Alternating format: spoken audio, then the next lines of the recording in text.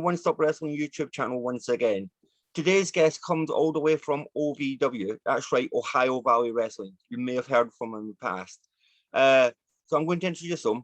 Steve Michaels. How are you doing, sir? I'm doing great. Thank you so much for having me on here. Absolute pleasure. So let's get straight into it. You started wrestling in OVW back in 2019. How did you first get involved with OVW?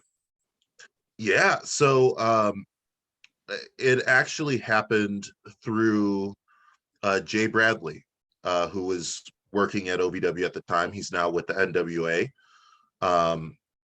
I had a match with him in the end of 2018 that went really well up here in Chicago, and he was very selfless in that match and was very giving of himself and to me, who was really a rookie at that time.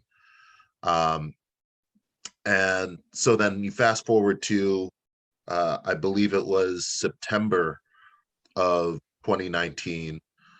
I was going out to Vegas to do an Impact tryout, and the former booker up here in Chicago at the promotion, Frankie Rodriguez, got me back in contact with Jay, because Jay had worked for Impact and knew what Impact looked for and what I should expect from this kind of a tryout.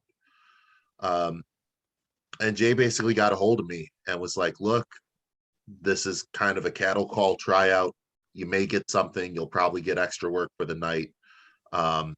He's like, but I'm a trainer at OVW currently, and I think you'd be a really good fit. We've got a lot of good stuff going on and a lot of good stuff down the line. It looks like it, and I think you'd be a good person to come in.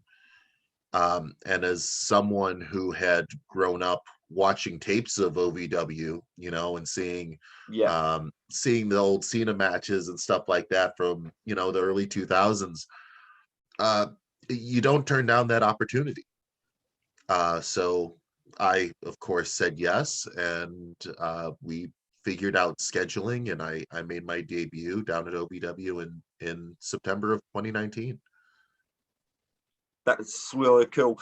So you kind of touched on something there, like when you were growing up, you watched the early matches with John Cena. Now, a lot of people, when you say the letters OVW, it kind of, not in a bad way, but it has like a bit of a stigma of being a developmental territory. That's now no longer the case. What's the biggest difference of the new OVW compared to when it was part of the WWE and briefly TNA wrestling as well? Yeah, so the all of the positive aspects from when it was a developmental system are still there. OVW is still cultivating a lot of homegrown talent and building them up through their training system and through the Al Snow Wrestling Academy down there. And so but instead of these guys getting big and building them up and then them getting called up to Impact or getting called up to WWE, they're staying now. So you're able to see these guys really kind of blossom and flourish down at OVW, that you might only previously have seen them for a few months, and then they'll get a call and then they're gone and they're in the main roster doing whatever they want, the main companies want. Now OVW is that main company. So it's really great to have, and I mean, there's one of the head trainers is Doug Basham. Yes. Who is the original student of OVW.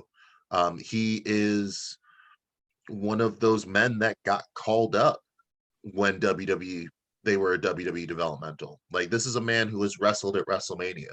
He knows how to keep elevating yourself and to make the most out of your time at OVW. So to be surrounded by guys like him, to have Al there, has trained so many countless superstars. He trained Shane McMahon to wrestle. Like, that's a fact. And now he's in charge of all of OVW. So, you know, it's all of the positives from that time, but now you're getting to see these guys just kind of grow on their own naturally, because it's essentially its own little territory now, and it's pretty awesome to be a part of that. How beneficial is it to people like yourself to have someone like Al Snow be the head of OVW? What do you learn much from him? Is he very hands-on with the talent? Yeah, so Al is so insanely knowledgeable about the business in general. He understands what works in the ring. He understands the psychology. He personally runs tape review every week for all of the talent.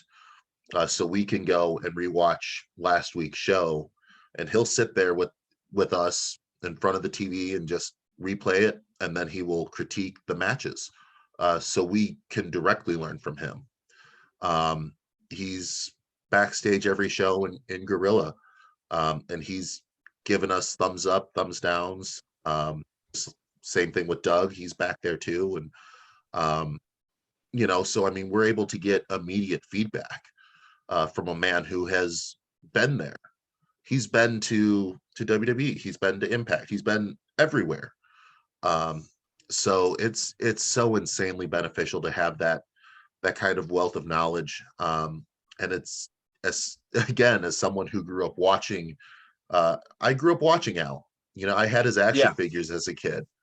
And I had like his t-shirts, and now to have him text me every now and then, and to be able to go in and be like, hey Al, I've got a question about the mechanics of this, and he'll sit with you, and he'll break it down and explain everything.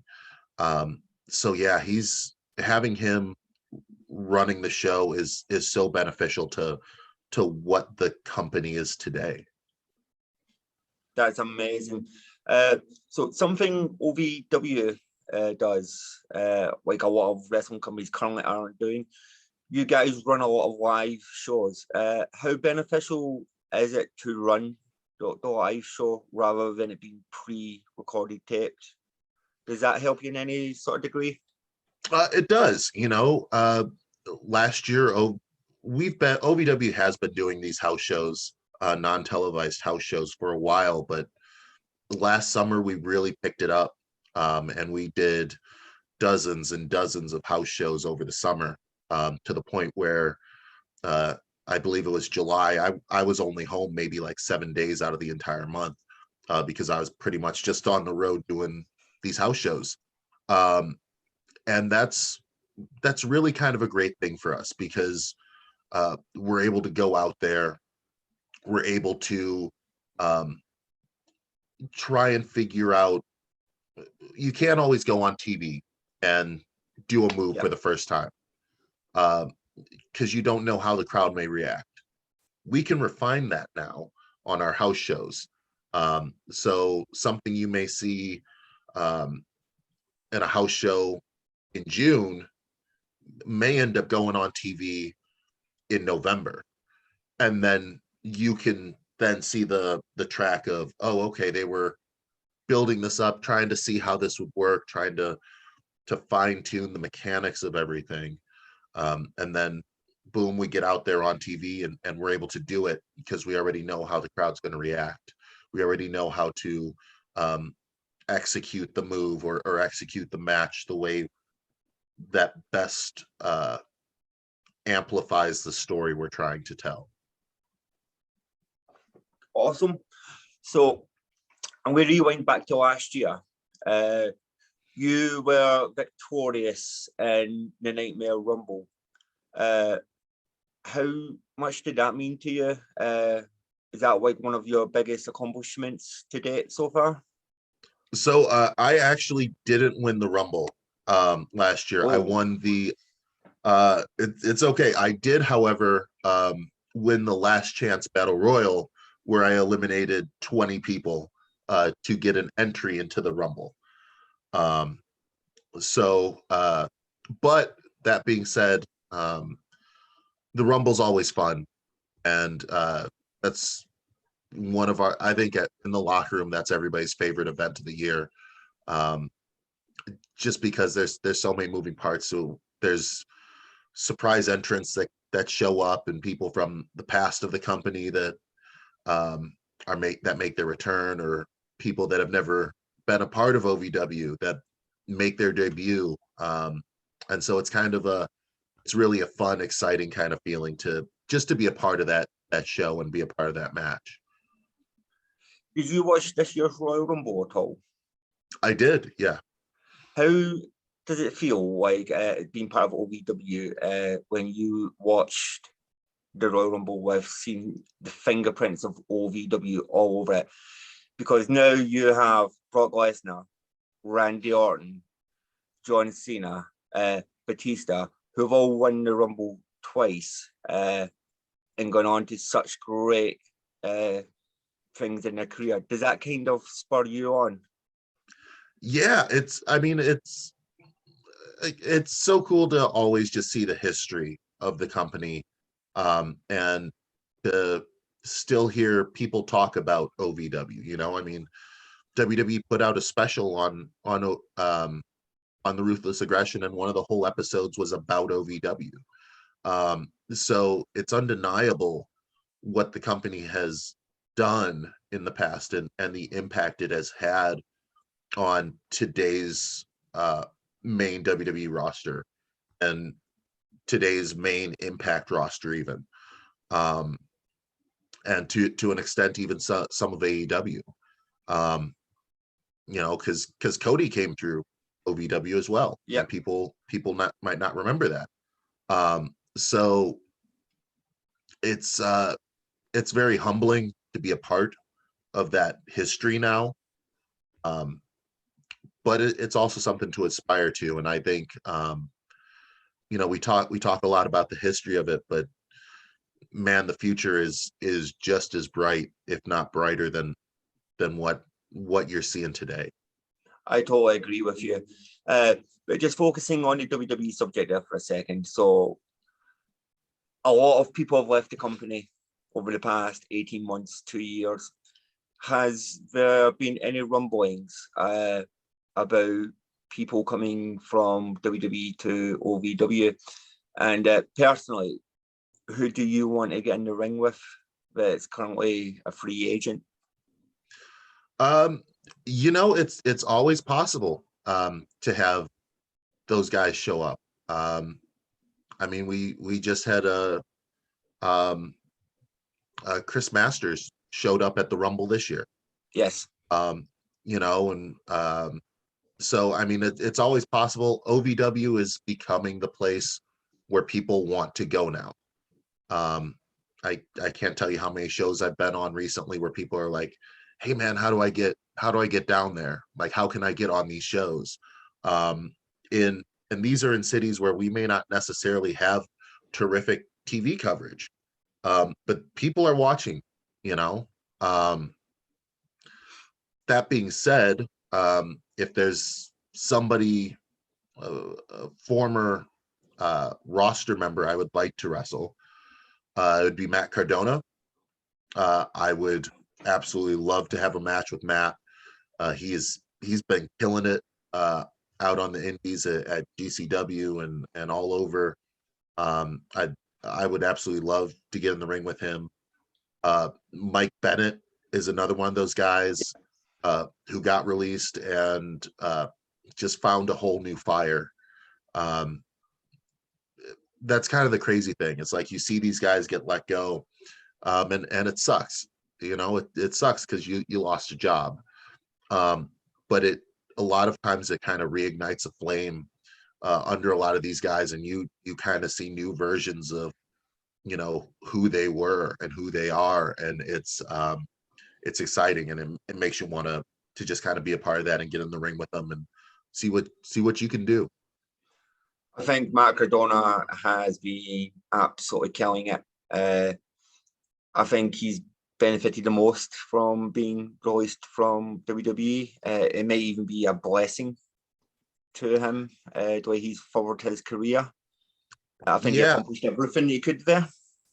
yeah. I mean, I think um, he's embraced the fact that he was released, and he's embraced the fact that everyone kind of looks at that as like, once you get there, there's nothing else to do. Um, but clearly he's showing that, if you get there, that's great, but you could still do a whole heck of a lot once you leave there or outside of that system. Absolutely. And I think that's an important lesson that I think a lot of wrestlers are kind of learning as we speak. Just seeing him do what he's doing, I think it's inspirational for some of the guys. I think Drew McIntyre and Bobby Lashley are prime examples as well. May have not succeeded first time round, left, reinvented himself, and came back with a whole new passion for the business, wanting to make it, and they have. You quickly touched on TV coverage here. Now, a lot of people might not know this. OVW has an absolutely amazing coverage of TV worldwide, even more than All Elite Wrestling, which sounds absolutely crazy. How does it feel to be on so many different platforms and having so many households being able to watch you? It's wild, man. I mean, the only program, and this is a verifiable fact, the only wrestling program that has more accessibility than OVW currently is SmackDown. So like, we're in more households than people can get Raw. We're in more households than Dynamite. Like, that's cool. It's it's kind of weird to speak into my cable remote and say OVW Wrestling and it pop up. It's amazing to go onto the Fight Network, onto Fight TV, Yeah. and it's right there on the top banner. We're the only show on Fight that has weekly 2-hour live shows. No other company's doing that on Fight. Like, it's really kind of amazing to see just how in reality, since 2019, how this has grown and gotten as big as it has, because you can watch it over there in the UK now, and it's seen all over Europe and seen in Asia and Australia, and I've got friends that live in France that watch me on TV in France because OVW is that accessible. It's a far change from when I was growing up, when you could get the odd OVW match through tape trading over the internet. A lot of newer fans to the industry don't understand how difficult it was to access those kind of matches back in the days. It's amazing to see people like yourself who have got so much momentum getting that exposure now, which is absolutely fantastic to see. Yeah, it was, and it was so tough, and like you said, I don't think the newer fans fully understand the struggle that we had in the late 90s, early 2000s, just trying to, if we miss a pay-per-view, okay, well then, hey, let me borrow this tape, or I'll exchange you. I was doing that in college, where we were trading old WWE pay-per-views, that we were like, oh man, I haven't seen Valentine's Day Massacre in forever. Like, do you have that? Yeah, cool. I mean, that's how that was the only way I could see OVW was through the tapes, because they were only on local television in Louisville for the longest time. And now it's grown from just strictly being on WBNA in Louisville, which has had us on live for years, to now being on one of the main programs and most watched programs on Fight TV. It's astounding.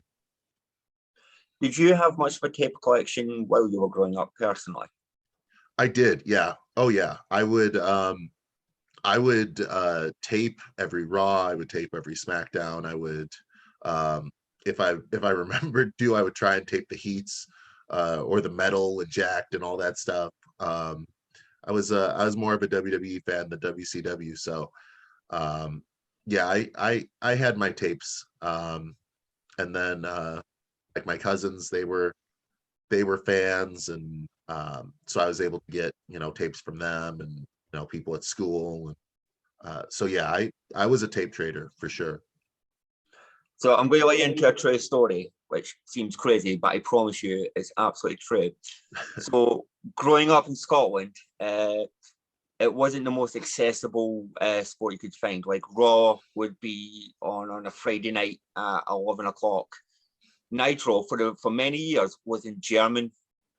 You do not want to watch Nitro growing up and listening to Roddy Piper cut a promo in German when they would dub over. So we had a local pizza shop. Yes, and a local pizza shop where we would get our videos. It's the most random thing. You'd walk into the pizza shop, on the right-hand side, it would have a rack with videos, just wrestling videos, no other videos may I add, wrestling videos to buy. And if you missed a pay-per-view, you could request the pay-per-view off them, and you get it a week later. So that's how I started my tape collection. I think that just shows like how dedicated wrestling fans are. Yes. Because what other fandom can you say like, hey, I missed this show, does anyone like have a copy of this, like, and can you mail it to me or something? Like, no one else would do that. Like, the lengths that we had to go to in order to see the shows and see the products that we wanted to. I mean, I love DCW growing up, and it was on Saturday nights at like 2 a.m. here in Chicago, and they put it after even like reruns of Glow. So I mean, you had to wait through like everything in order to get to it, but I would stay up for it because I was like, okay, like if this is the only way to watch the weekly ECW show, I'll go ahead and do that. But yeah, those were wild times to be a fan, and even to be a wrestler. So what? Okay, I'm curious then. So you say you used to step that way for ECW. Yes. Now it's quite difficult for us being in the UK with time differences. So I want to know, what's the latest you've ever stayed up to watch a wrestling show live? So it would have to be the Wrestle Kingdom shows, because those start at like 2 a.m. here, and those are 4-hour shows. So I'm up until like 6 a.m. To watch, whatever the Wrestle Kingdom is that New Japan's putting out. So yeah, that's probably the latest I've stayed up, and even then I'll fall asleep every now and then. That's pretty standard for us. Like here, Raw and Dynamite are both start at 1 a.m. So watching Raw live to 4 a.m. when it's not very well booked at the moment is a bit of a chore. Those New Japan shows I love because they start at 8 o'clock in the morning here. So whenever I see New Japan shows or Pro Wrestling Noah having their show, it's like, that's great. I can get up, come down, have toast, have a coffee.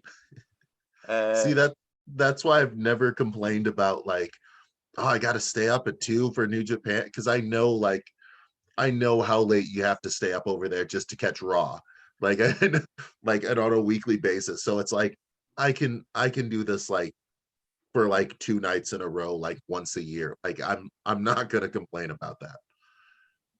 Now, I always say, like, UK wrestling fans, most dedicated wrestling fans in the world. Uh, that's a hill I'm willing to die on. I would agree with that. I haven't had the honor of getting to wrestle over there yet, but I have been to many shows, many WrestleMania weekends, things like that that are filled with UK fans, filled with Australian fans. Like, man, you guys are a whole nother level of wrestling fan, and I live for that. Like that's so cool. Like I hope you guys never change, because it makes things fun. I'll take that as a compliment. Do you keep your eye on the UK scene at all? I try and keep a bit of an eye on it. Obviously, doing regular bookings over in the UK would be difficult, so I don't put too much focus on it. But I'll every now and then I'll watch and see what Progress is doing, or I'll take a look. Does an MD from the UK that excite you and you go, I really want that match? Somewhere, somehow, I want that match. Man, I can't think of like a singular name. I mean, in reality, the UK has put out so much quality talent over, God, the past 10 years, 20 years. Like, if you just kind of look at all the names that have even crossed over here to the US, like, man, you guys pump out talent. I would be honored to get in the ring with literally anybody over there. Um, it's it's a bucket list item for me to wrestle in the UK, and wrestle in Europe in general. Tell you what, come over to UK Wrestle. I'll buy a ticket for that show. I'll get on a train to whatever city you're wrestling in. I'll come and support you. I'll hold you to that. I'll hold you to that. The promise. I was gonna try and get on some shows in 2020, and then the world shut down, and it is what it is. So I once things start opening up again, I gotta try and loop back around and see if I can get back out there.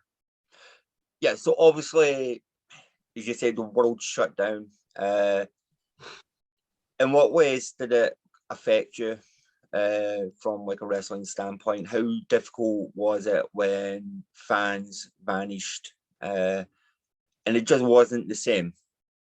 Yeah, so it was weird. It was really rough. I actually, the last show I did or was scheduled to do was in San Antonio, for a company called Branded Outlaw Wrestling, and this was in beginning of March of 2020, when everything was just slowly starting to close up here in the US. And I was on the phone with that guy, with the promoter, every day for that week, being like, look, I'm coming in on Friday, the show's on Saturday, are we still good?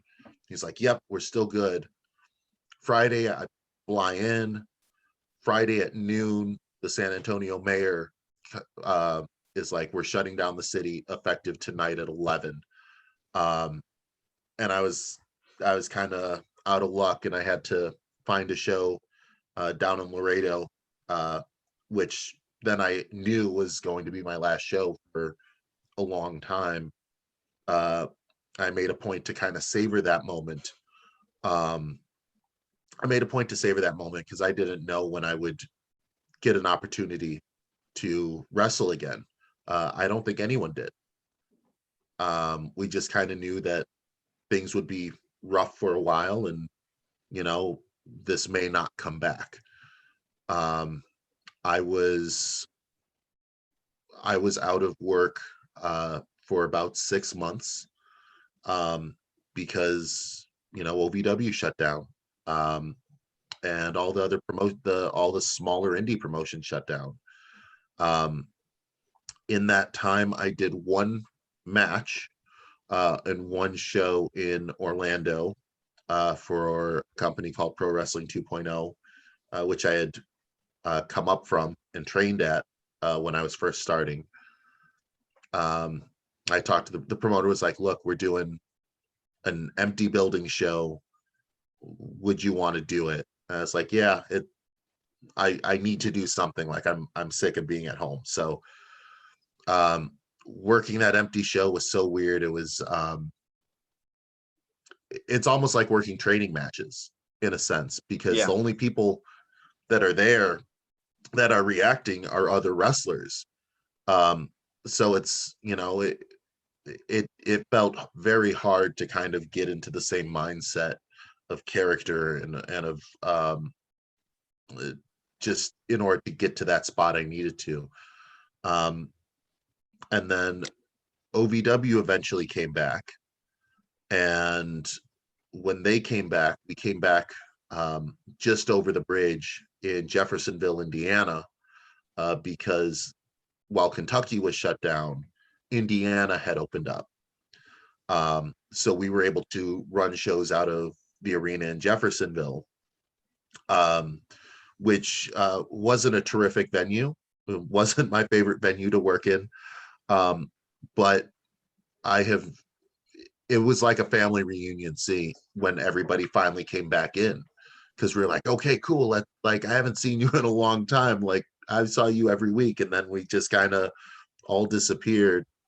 And then when we got back to Louisville, the state was allowing us to run shows, but with no fans.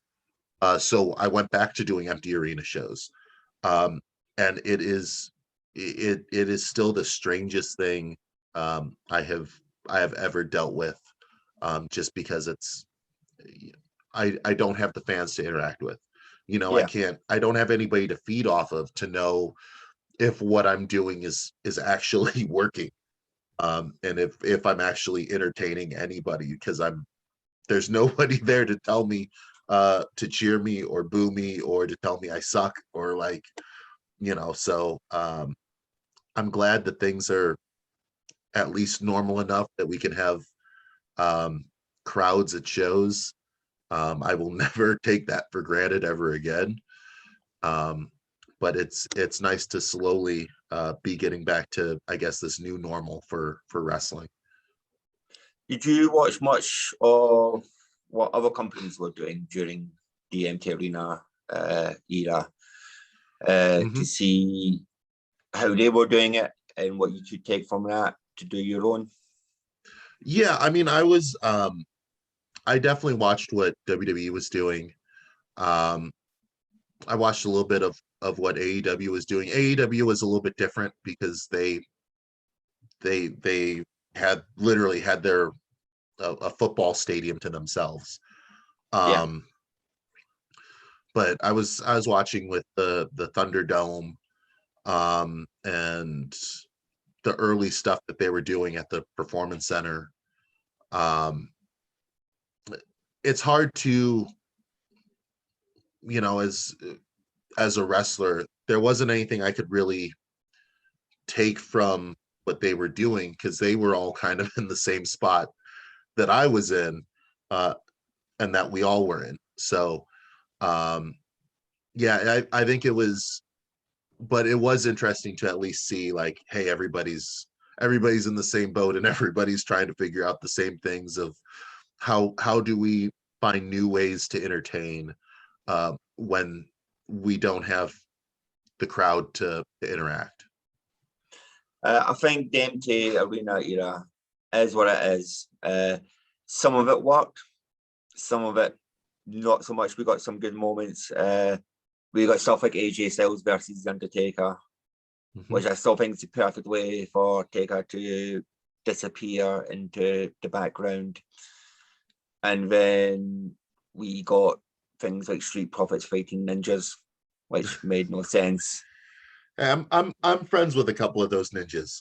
So I'm sure they're gonna watch. So shout out to you guys. Uh Mikey, Marquise. But yeah, I mean, it was, I think that was, like you said, some of the stuff worked, some of it didn't, but you saw everybody being more creative Yes. because, Raw Underground got created, you know, which was a bizarre concept, but it was intriguing to watch, you know. Um, you just had all these different kinds of scenarios that started to pop up because I think every company realized, okay, we can't do the normal stuff. Um, nobody really wants to watch a 30-minute promo where there's nobody reacting because they're just giving a soliloquy in a ring to a camera. So we've got to find new things to do. So that I enjoyed that part.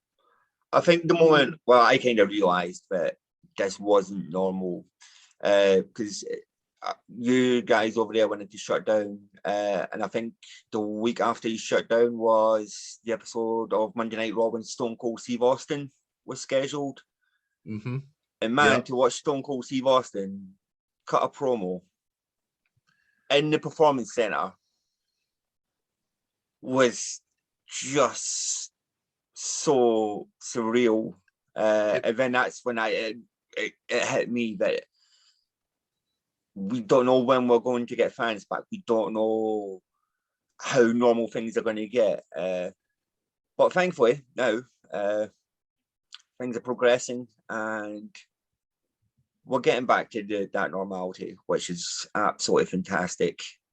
Yeah, and I remember that promo very well because he does the, can I get a hell yeah, and it's just silence. Yes. And it was like, wow, this is like, it was weird, and it was like very like almost apocalyptic, because it was like, I have never seen Stone Cold just cut a promo in an empty building and no one's there to even, not even the ringside crew was going hell yeah. Like it was weird.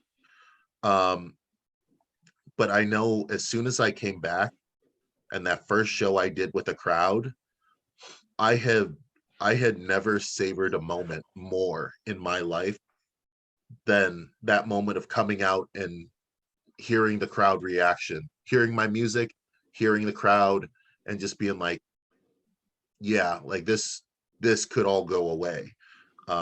So I'm just kind of glad that we've got things moderately normal. Would you say that's like one of your favorite moments in your career to date? Is just getting back to that first show with the fans, seeing Yeah, those fans again and getting to do what you love? yeah, it was my personal favorite out of all of those was my return match to Chicago in August, September of last year, September of 2021. I had not wrestled in Chicago since February of 2020. So to come back out at my home promotion, where I really made a name for myself, and to hear my music and hear the crowd react one more time, like that was a moment where if you find the footage from Berwyn Championship Wrestling and watch that match, when I come out, I stop and I just kind of like I'm just kind of take it all in, and I'm just like, man, like it feels good, like you get goosebumps. Yeah. So yeah, No, that's a that must highlight. be an absolute amazing feeling to do that for something you've not done. Because it's not the same as coming back from an injury. And it was something so much more different to Yeah, everyone around the world. yeah, it really was. And it was just, I think there was a lot of sense of relief from not just us but from the fans, because I'm sure the fans wanted to come out and cheer again. They wanted to yell and to see the wrestling, like we can watch it on TV all day, but it's not the same as being in an arena, You know, it's not the same as drinking Exactly. that you know, $10 super expensive beer and having the decent flavored hot dog. Like it's and then just watching, you know, two local guys just wrestle right in front of you. Like that's special. And I'm glad that the fans appreciated what it was once every place started to come back again. So I'm going to rewind you back to last year again. Mhm. 332nd on the top 500 black wrestlers of the year. How much did that mean to you getting on that list? Man, that was very humbling. Um, it's still, just to think about it, is very humbling. There's so many great, amazing black wrestlers in this industry, and to be recognized as, you know, in the top 500 is such an honor. You know, um, with all the stuff that had happened in the U.S., um, you know, it had kind of become a point of pride for me to just uh, to be a black wrestler, Yeah, a mixed black wrestler, um, and to be able to represent that and to, you know, maybe be an inspiration for somebody, you know, that, you know, they can go to a show and be like, oh wow, that guy looks just like me. I can do this now, you know. That's what that means to me. So yeah, I feel very blessed. I'm very humbled to have been included on that. Um the names on that list were it's mind blowing. insane. I mean, you look at some of those names in that top 10, you've got people like AJ Gray, Bobby Lashley. These are names that if you put any wrestling list together, these are names that are going to be on any list. Hmm. AJ Gray is a great example, who's absolutely killing it at the moment. Phenomenal.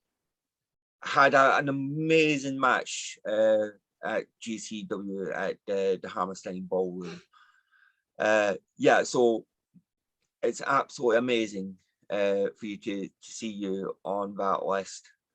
Yeah, just to have my name mentioned beside those, you know, on literally the same sheet of paper as Bobby Lashley, you know, Shelton Benjamin, um, you know, like uh Keith Lee. Like, I mean, these are guys that are killing it and 100% killing it and doing at the highest level, and working at the highest level, with such a great work rate and such a so many solid matches. And then I'm on that list, and it was a moment for me that I will not forget, of going online and seeing, oh man, that's like I'm on this list. So yeah, it was cool. It was really cool. How do you feel about black representation in wrestling now? Do you feel it's starting to get to a place, or do you feel that there's still a long way to go for? Yeah, I think it's gotten a lot better than where it was even 5 years ago. Um, you know, we've now had Kofi as a champion. You've now seen Big E as a champion. You know, you've seen um Lashley doing his thing now. Like, I mean, the Moose is doing his thing over at Yes, Impact. Like, I mean, you're seeing the representation start to swell. Um, but that being said, you know, I think until people are able to stop saying, well, I can't name more than 5 black wrestlers, there's still work to be done. Um, and I've had that conversation with some fans who are like, well, I can't, you know, I can't really name that many black wrestlers. And it's like, okay, well, there's, and you just start going down that list, and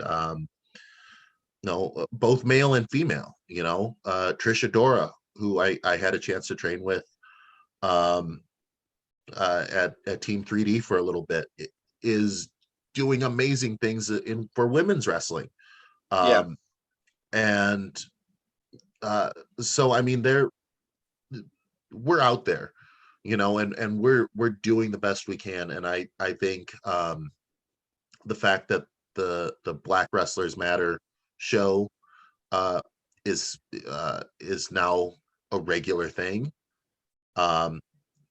It's shining more light on all of this talent that's out there, and yeah, we're getting there, but I think there's still quite a ways to go. I think I mean, at the moment, I don't think it's perfect, but it was so nice to see that Big E dropping the championship to Bobby Lashley, because it's the first time a black wrestler has dropped the title to another black wrestler. And this isn't people because of the color of the skin. Well, personally, I feel these are the top people in WWE now. But also, it's like, it's difficult for me to comment on these things because, like, I'll never understand. And I think it's, you don't need to experience it in order to understand it. And I think that's the key. Like, if you're able to recognize that there's a disparity in the number of black title holders in comparison to white title holders, the people who are black main eventers compared to white main eventers, like, you can recognize that and see that's a quantifiable number. And I'm not saying that black wrestlers should be arbitrarily given these spots, but I believe they should be given the opportunity to earn those shots instead of being put into the forced into the high flyer car crash kind of match every single time, which unfortunately automatically relegates to mid card in most situations. And I mean, as long as people are able to see, like, hey, look, why isn't so and so getting a push? Why isn't Keith Lee getting that opportunity? And why did he get it and it was then just squandered? The opportunity was just squandered, and then it was handed off to someone that wasn't a person of color. I think 5 years down the line, I think WWE will realize how much they missed out on Keith Lee, because that guy, I'm not even going to say he had potential, because that guy had more than potential. That guy was an easy main eventer 18 months down the line.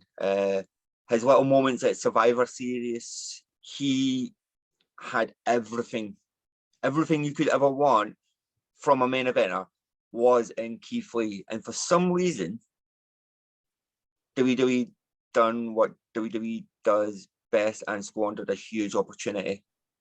And I bet you, if you look at what Keith Lee does by the end of 2022, he's going to be a name that's in everybody's mouth. But it's, this isn't just a WWE issue. This isn't just an AEW issue. I mean, this is an issue across the board. And there, in fairness, there are people that are doing things right. There are places that are doing things right and giving the right opportunities. At OVW, the Legacy of Brutality, the faction I'm in, which consists of 3 black wrestlers, a white wrestler, and a white manager. We won the titles during February of 2020, which is Black History Month here in the US. And we held those titles longer than any other tag team in the history of OVW. That's a point of pride for me. I know that's a point of pride for Zoe. I know that's a point of pride for Isaiah. I know that's a point of pride for Cash and Jot. Like, we're proud of that fact, you know, because that's something we can say, look, this is a title. This was the Southern Heavyweight Tag Team Championships. This was a belt that wasn't ever designed for Black people to really hold for any extended length of time. And if you look at that lineage, now look at us, you know. So there are opportunities out there. There are plenty of opportunities out there for wrestlers of color, not just Black wrestlers, Latino wrestlers, and Asian American wrestlers, and, you know, Native American wrestlers. You know, the opportunities are out there. We all collectively just kind of need to be handed the ball and being like, here's a shot, go for it. And in turn, I guarantee you will see a lot of wrestlers of color making the most of those chances. It's going to be fantastic to see because, as you say, the groundwork's there. There's things improving. There's still ways to go across the board, as you say. So it's going to be quite exciting going forward. How did it feel? Did you watch WrestleMania last year? I did, yes. Is it a good start having Sasha Banks versus Bianca Belair main event? Because that was on their merit. And Bianca Belair has been given that ball and she is running with it, and there is no stopping her. Bianca is a star. She is a star. Sasha is a star. And they understand. Again, I talked about opportunities. They understood the opportunity that was put in front of them, and they made the absolute most of that opportunity, and it made Bianca a star. It solidified Sasha as a star. Like, I'm so proud of what they did because they earned that spot. They weren't handed it. They fought hard to get that spot, and look at what they did. And it's inspirational. I know a lot of Black wrestlers took a lot of pride at that moment. They took a lot of pride when Big E won. They took a lot of pride when Kofi won. These are things that we can look at and be like, look, these are guys that were at some point given the short end of the stick, and they made the most of it, and they built themselves up to a point where they were undeniable, and then they had to be recognized. So for me personally, Bianca winning at WrestleMania was by far the most iconic moment in wrestling of last year. I don't even think it was, nothing came second, nothing or close. Even close to second. So I'm actually going to show you this. Our first issue of the One Stop Wrestling magazine came out this month, and we decided for the photo cover, we were at the beginning when we were talking about it in January, we went most iconic photo of wrestling. We won as our front cover, which is literally nothing. As soon as Bianca won that title, that was it. It was decided because nothing was even going to come close. Not the fact that it was two women main event in WrestleMania, it was two Black women and it was fantastic. And the match was great, and I was so happy for Bianca because she, as a star, she's got so much more to do in this industry. It was a hell of a match. It's what ideal booking looks like. Yes, And it's I think it's one of those moments, like, the fans were all behind this match going into it. The fans were behind Bianca going into this match. Um, and the fact that everything kind of worked in the way that everybody in an ideal situation wanted things to go happened.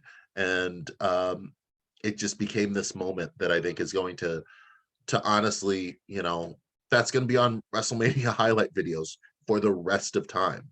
Um, exactly. so yeah, it's so huge, and I'm so proud of those women for Uh, everything that they did. I kind of got the impression that Bianca was on such a roll going into WrestleMania. If that reign had prevented WrestleMania from going ahead, I think she'd have just gone to the ring anyway and had that match. There was nothing stopping her from having that moment.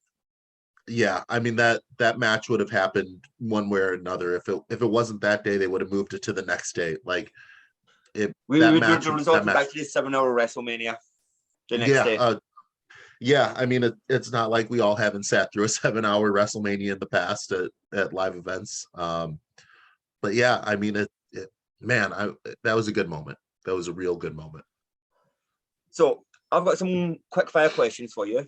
Sure. It's going to allow fans to get to know you a little bit better and how you became a wrestling fan in the first place. So the first question, what is the first wrestling show you remember watching on TV? Um, so on TV, I remember my dad was always have wrestling on TV. And I remember it being an episode of Raw. Um, and he just kind of, like, he would go back and forth on commercial breaks. So I don't remember what the episode was, but I definitely remember it was an episode of Raw. Second question, first wrestling show you ever attended in person? Um, so I guess there's technically two answers to this.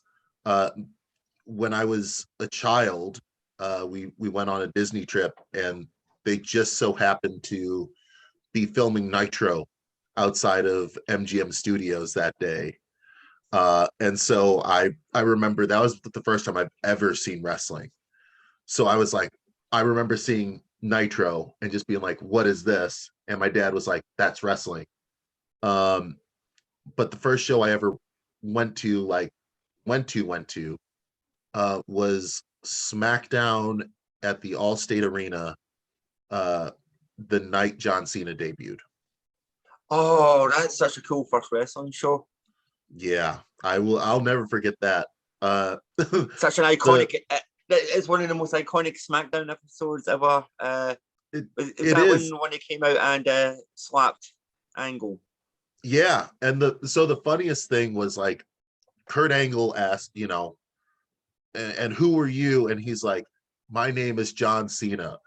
And it's not picked up on the audio, but the whole arena just went, who?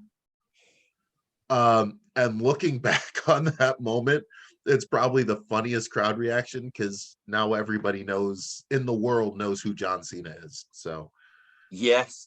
I think like the first main event I saw live was Piper versus Ted DiBiase. I think I want to say I was what 6 or 7, and it was a that's house a good show in one. Glasgow. That's a good match. Uh, I was still very upset because I wanted to see The Undertaker and he wasn't booked. He didn't do the European tour. They never brought any of so like Taker, Hogan, Warrior, like the main eventers never came. But looking back, it's pretty cool to know that I got to see Piper Yeah, wrestle. I mean, that's still a heck of a name to be able to say, hey, guess who I got to see wrestle. Absolutely. The MGM Studios, was that when the NWO were taking over and hijacking? This would have been before the NWO. I think this would have been like 92, 93. So this was like the early days. of WCW and Bischoff's time of starting to make him a bigger promotion. I don't entirely remember who was wrestling. I just remember walking up, seeing this massive like set of stands, and all these lights, and hearing the sound of the ring, and being like, what is going on? And like sneaking with like my dad to like the side and just trying to peek and see what was going on. And yeah, I got to try and figure out what show that It's was really sometime. cool. I never really got much chance to watch WCW. It wasn't accessible. As I say, we got it in German. Later on, we got it in English. But by the time we got it in English, it was in the days of Vince Russo, and Yep. my God, some of that was tough to watch. Yeah, it got a little bit rough. WCW got a little bit rough, and I think every company hits that point. It's eventually where you're like, oh man, what are they doing? And then you just ride it out, and eventually it writes itself. I always say swings and they go out of roundabouts. business. No company in the world, even outside of wrestling, can't maintain 100% forever. They will always reinvent themselves. I think WWE have been great at that, even on the rough days of the new generation. They came into the Attitude Era. It is what it is. Yeah, Personally. and I mean, people, hindsight's always 2020, right? So people during Ruthless Aggression were like, this era sucks. And you look back at Ruthless Aggression now and you're like, actually some of this stuff was really, really good. And now they all want to watch that documentary going, because I love the Ruthless Aggression era. Yeah, I mean, and even, if you're like, oh man, the stuff in 2010, like that was a little bit rough. You go back and watch it now, it's like, okay, I guess it wasn't that bad. It's wrestling's weird because we always have a very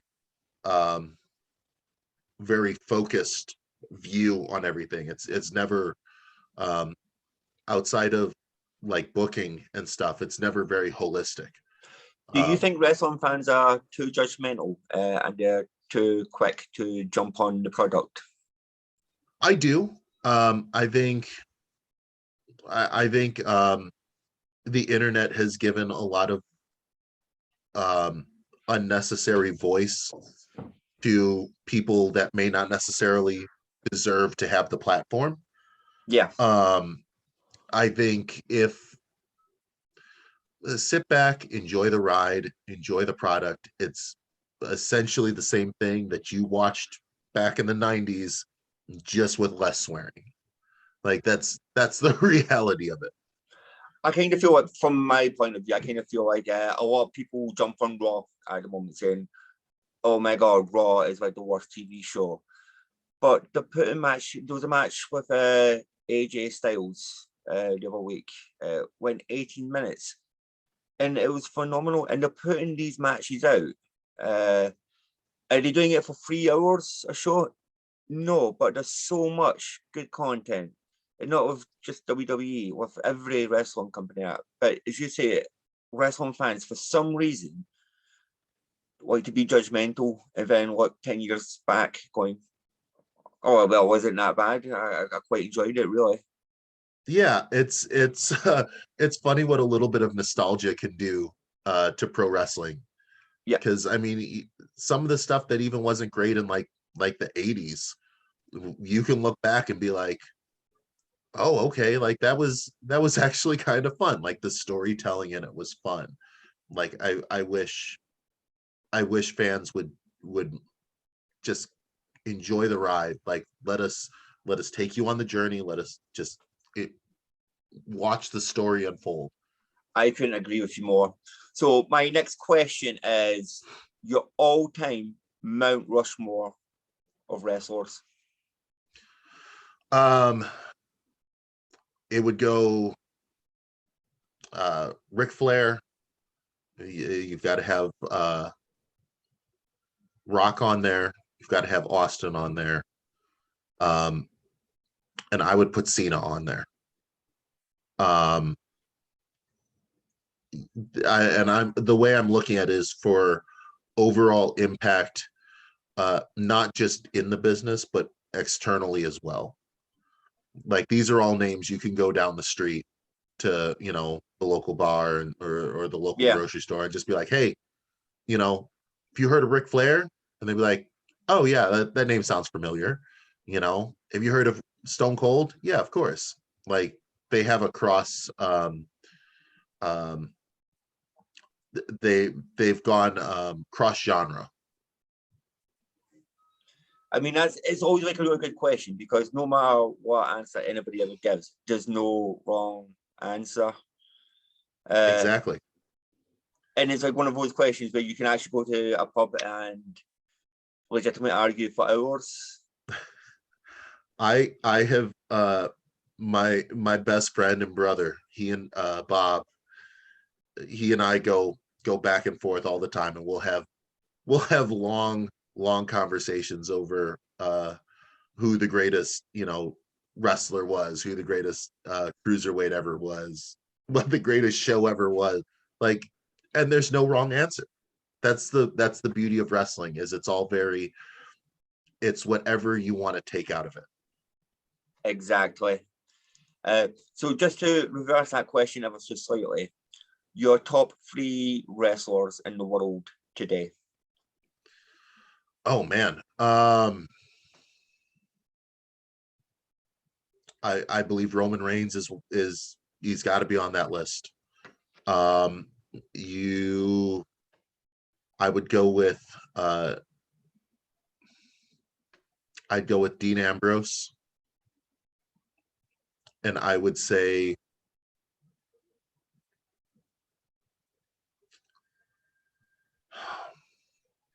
this is tough. I would go. I'd want to say Bianca, and that's only because of I believe the things that she's doing is more important than just women's wrestling. Yes, so, I totally agree. So yeah, I think those would be my 3. I love how you call him Dean Ambrose still as well. Yeah, I'm sorry, Moxley, John Moxley. Yeah, it's like, man, like the amount of times, like I'll be chatting to someone, I'll be like, yeah, Dean Ambrose, and I'm like, I'm gonna get ribbed about this one. Once this comes out, I'm gonna get ribbed on that. Absolutely, yeah. I might tag him in the tweet. I mean, he's not very active on social media, but I might tag him. I'm a big fan of it. Like, I read his book and everything just recently. Like, yeah, John Moxley. Now I can't not call him Ambrose. It's like you get used to it. It's like when Kevin Nash, well, Scott Hall's a better example. When Scott Hall went to WCW, everyone called him Razor. Razor Ramon's on WCW. Why are you watching Nitro instead of Raw? Oh, it's Razor Ramon. I don't know who this Scott Hall guy is. I'm watching it for Razor. Well, so like the funny thing is like I watched Moxley's CZW stuff back when he was originally Moxley. Yeah. So I don't know. That's the beauty of the machine. It's able to reprogram you. So the next question, and it's even more difficult. Your all-time favorite wrestling entrance theme? Oh God, there were so many bangers in the 90s.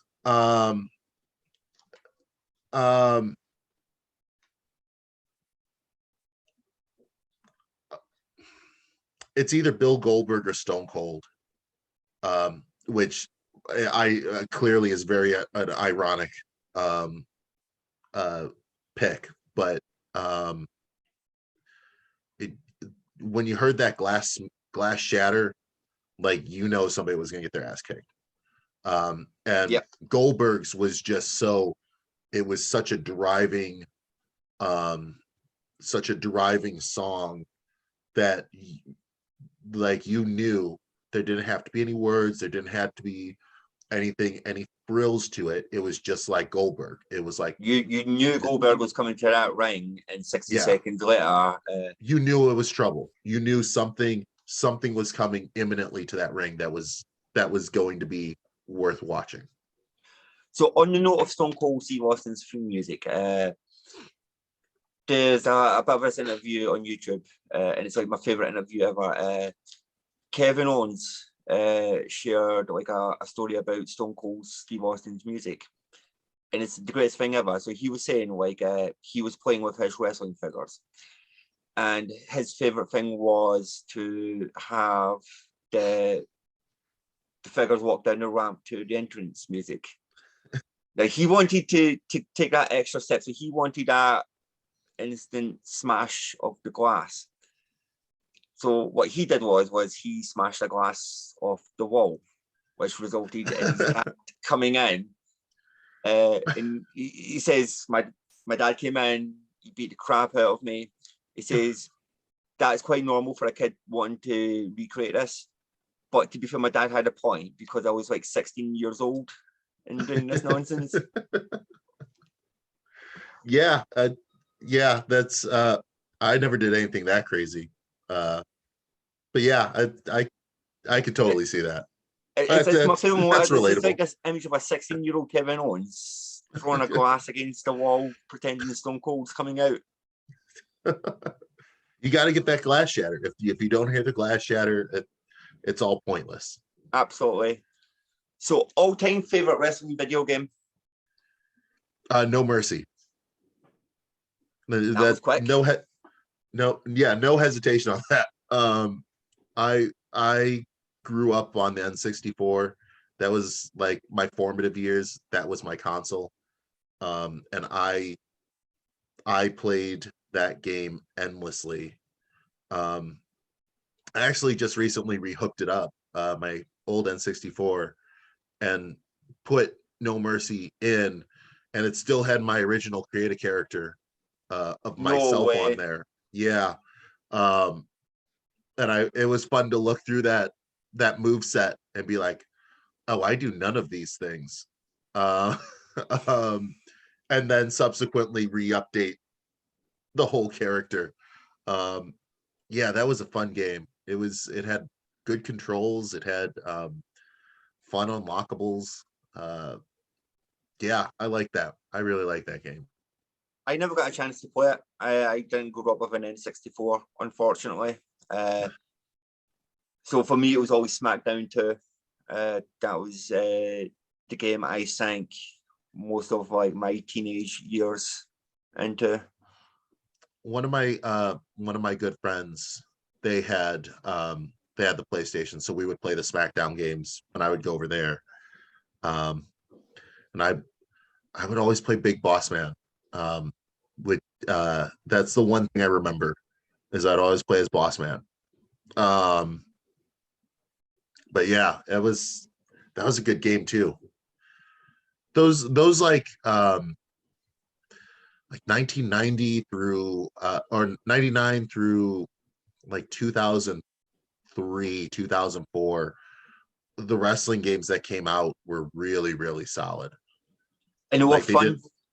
They were, and they didn't overcomplicate the control. I'm sounding like an old man yelling at the wind. They didn't overcomplicate the controls, and there were only 60 characters instead of 150, and we liked it. Yeah, it was fun. Those were good times. I generally think wrestling games need to go back to that style of fun where you want to play with your mates, you want your mates round, you'll fall to it, you can pick up anywhere. It's I think they're really derailed, especially since 2K took over. I mean, they've had some decent games, but it's not a comparison. Yeah, I mean I still enjoy the 2K games. when I get a chance to play them. I haven't played one in a couple years. But you know, I think the heart of it is still there, but gaming has changed from, you know, when we were kids. Yep. So what the general fan may want out of a video game is now different. You know, they want more flash than necessarily substance. And you know, that's what you get. Yeah, I totally agree with you.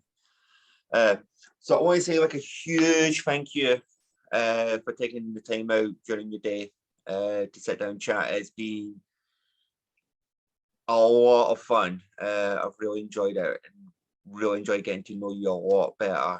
I genuinely can't wait to see what the future holds for you. It's really easy for people to watch it. I mean, as we discussed, you can pretty much watch OVW anywhere in the world, and you can watch those old episodes as well. Yeah, it's super easy to get now. The easiest place to watch OVW overseas is through Fight TV. And it's OVW, aside from our occasional pay-per-views, is not locked behind any kind of paywall, so you can just straight up watch it. You know, it's I've got the app on my phone, so I can, you know, if I'm not on the show, I can Absolutely pull up the show on my phone if I'm someplace else. But no, I again, I had a lot of fun on this with this interview. Thank you so much for having me. Absolutely. This has honestly been a blast for me. One last question: when are one of you guys actually going to shut Jesse Goddard's up? Because all I see is that guy going on Twitter every day in 500 days, 501 days, 510 days, 540 days. Who's taking the title off him? You know, if I have anything to say about it, I would love to take the title off of Jesse. I've mixed it up with him once, and he wanted no part of me then, and so I'm assuming he would still want no part of me today, because I'm going to assume that he's scared to get in the ring with the brutal bear of OVW. But fingers crossed that happens sooner rather than later. I mean, I'm tagging them on this now. That's it. This match is set. Al can book it now. Al's gonna watch this. I know Al's gonna watch this. So Al, book this match. I'm begging you, Michaels, Goddard's. That match is money. I totally agree with you. Couldn't agree more. So thank you for everybody for watching. Remember, comment, like, and subscribe.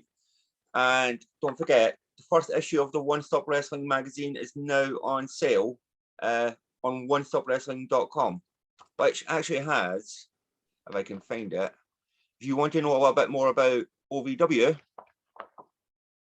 there's an amazing interview with Jesse Goddard and everything you could want to find out.